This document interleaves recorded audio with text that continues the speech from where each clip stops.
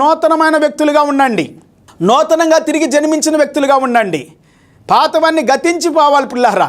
దేవునికి స్తోత్రం. అన్ని క్రొత్తవైపోవాలి.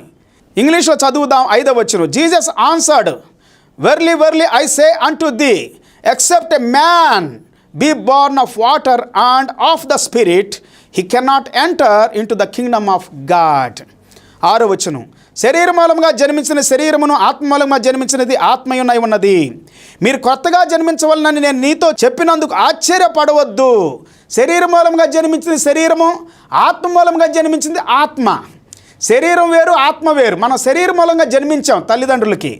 అయితే దేవుని ద్వారా, దేవుని వాక్యం ద్వారా ఒప్పించబడి, మనం దేవుని వాక్యం ద్వారా బలపరచబడి, ప్రైజ్ ద లార్డ్, లేకపోతే మన హృదయాలలో, మన అంతరంగాల్లో మనం ఆ ప్రేమకు స్పందించి, ఆ శక్తికి, పవిత్రతకు, పరిశుద్ధతకు, దేవుని ఆత్మకు స్పందించబడిన వారమై ఏకమైపోవాలంటే పిల్లారా దేవుని